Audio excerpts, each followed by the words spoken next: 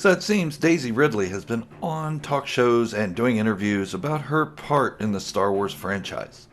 She has revealed that plans for her character changed throughout the sequel trilogy writing process. It has solidified some fans' theories that the sequels were not planned out and just rushed into production.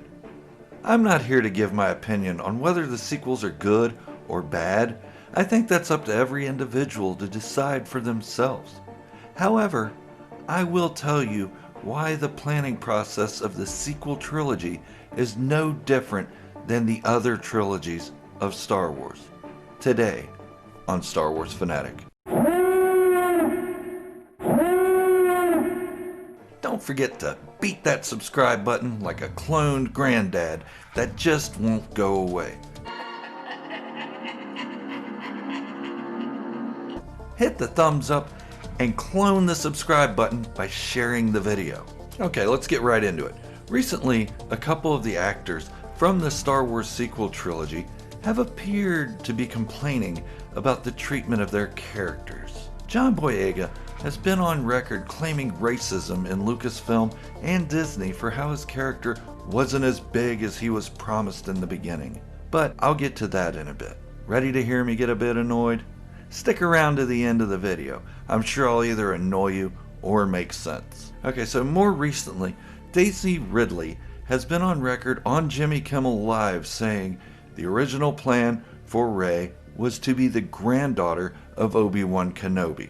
At least this is the quote, how it looks from those who would perpetuate negativity in the Star Wars fandom. The actual quote reads, "At the beginning, there was toying with like an Obi-Wan connection. Then came the Rise of Skywalker script," and Daisy goes on to say, quote, "Oh yeah, Palpatine's granddaughter. I was like, awesome." Okay, so this is different than what we are hearing from others on the internet. Some YouTubers and bloggers grabbed it first and ran with it. But their version is different than what Daisy Ridley actually said. Their version makes Daisy Ridley upset about the change. Yes, she also said it kept changing even throughout filming, and it blew up from there. But let's look at it from a Star Wars production history point of view. 20 million years ago, an ape-like creature inhabited the Earth. Alright, so I'm going to begin with the character changes in the prequels. Of course, I'll bring up Jar Jar Binks. In The Phantom Menace, Jar Jar was the key to everything. Jar Jar is the key to all this. He was a prominent character. Yes, he was annoying, but he did bring the Naboo and the Gungans together. However, fans hated him. So much so that his character was severely written out of Attack of the Clones, and even more so in the final chapter of the trilogy, Revenge of the Sith. So the precedence was set to write characters out that fans reacted negatively to. If you buy into the Darth Jar Jar theory, this write-out could be very disappointing. Personally, I think that theory would have made The Phantom Menace even more enjoyable. But I digress. The precedence of writing characters out has been set. That didn't happen to Rey, but it does show that scripts and plans changed. I'm sure writing Jar Jar out changed plans significantly. So with the prequels, it seems they were planned from film to film. Sure, the main story points of Anakin had to remain the same because we knew his fate, but the details had to be moved around. Let's also not forget that continuity of Obi-Wan's and Yoda's relationship changed from the original trilogy to the prequel trilogy. There you will learn from Yoda, the Jedi Master who instructed me. Your old master. Qui-Gon.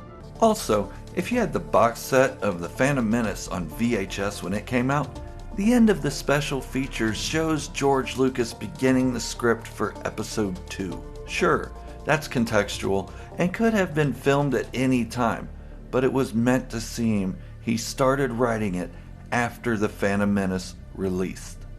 Now, we will have to move on to the original trilogy. Arthur, this is the Holy Grail. the holy grail for many fans. One complaint about the sequels is the changes in writers and directors.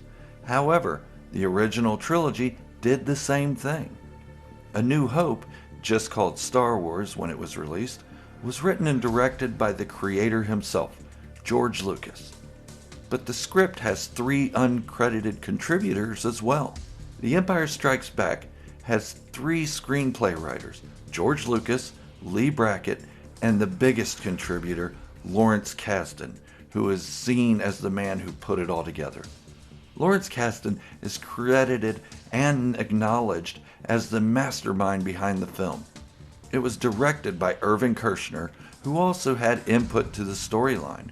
So it changed from George Lucas doing everything to these 2 individuals. Return of the Jedi was written by George Lucas, and the biggest contributor again being Lawrence Kasdan. It was directed by Richard Marquand, a different director than the other 2 movies.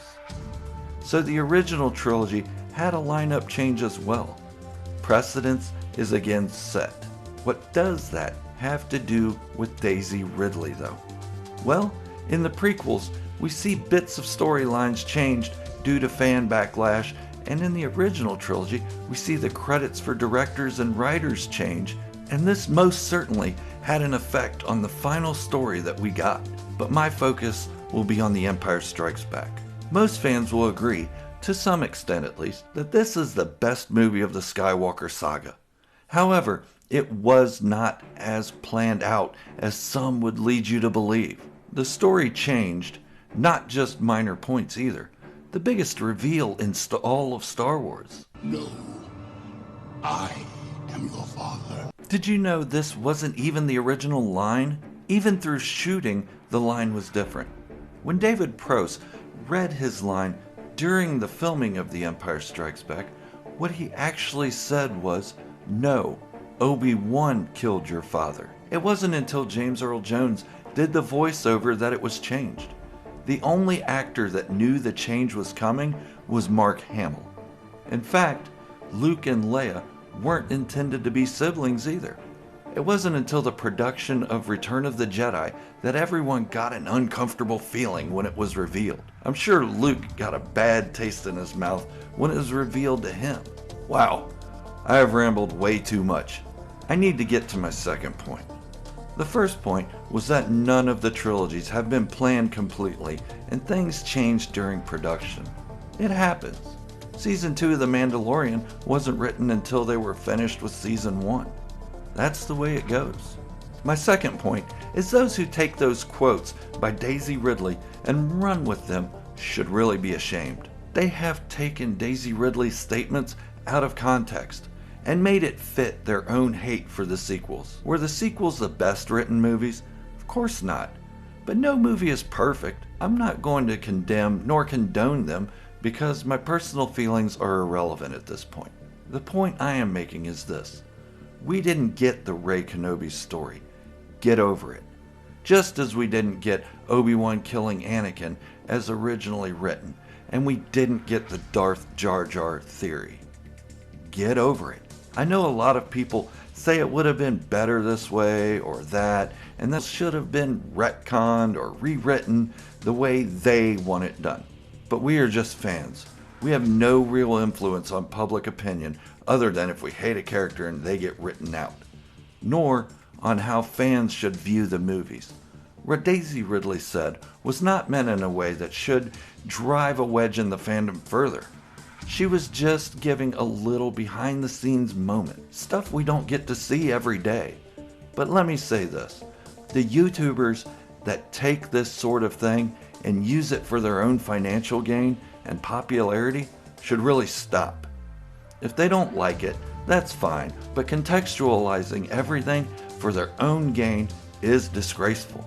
They are doing nothing but ruining the experience for those who do like the movies and other media. They're inciting hate among the fandom. This will not stand, you know? This aggression will not stand, man. Frankly, I'm getting tired of it. Every time I get on the internet to Google Star Wars or on YouTube to Google it, I see someone spouting their hate about one aspect of Star Wars or another. They are using false claims of inside sources to back them up. Some of them even liked a sequel movie or two and changed their opinion because some of their viewers didn't like them. Why change your opinion, bud? Are you that easily swayed? If so, you have no right having fans look up to you. Or is it that you want the views for the money? You saw the cash flow and negativity and hit the ground running with it, didn't you? Maybe both things are true for you.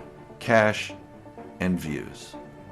My point is, you don't have to listen to my opinion of what I like or don't like.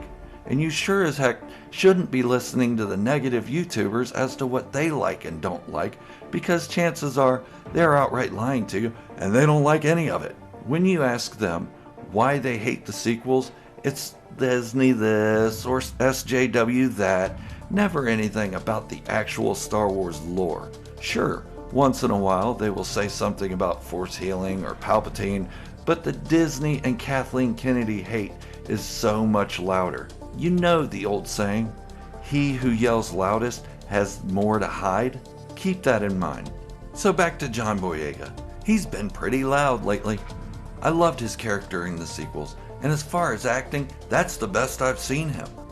But right now, he sounds like a fan with subverted expectations. He was paid to play a part in a franchise that skyrocketed his fame. John Boyega, you got paid for a part, you played that part well. You didn't complain when you were playing it. I would assume see him back to low-budget movies like Attack the Block than be in anything else Star Wars. He's trying to ruin the experience for us and anybody else. Claiming racism is absurd. He was one of the 3 main characters of the sequels, and all 3 were of a minority of some sort. I applaud this, but I do not applaud someone who claims they are being slighted when they have one of the biggest roles in the biggest franchise in history. Shameful. You got paid for it. You played the part. You did it well. I commend him for the social injustice work he has been doing. It's been a long time coming, and somebody needed to do it. But get out of Star Wars with that crap. Anyways, I've been ranting for a while. I'm just tired of the negativity. I'm tired of the hate towards people that like the movies. I'm tired of the hate towards people who don't like the movies as well. We all have a place in the Star Wars fandom, and when it comes down to it, we are fans of pew pew and space wizards. But that's my rant. Take it how you want it. I won't apologize for it, because sometimes it's necessary to call people out on their stupid behavior. I'll be doing that every time I hear them take things out of context for their own gain. Thank you for watching, and don't forget to squeeze that subscribe button like an admiral with an acceptable apologies. Apology accepted, Captain Nida. Turn on the notification bell to be updated as soon as I have new content ready, and hit the thumbs up to support what I do here. Have a great day, and may the Force be with you always.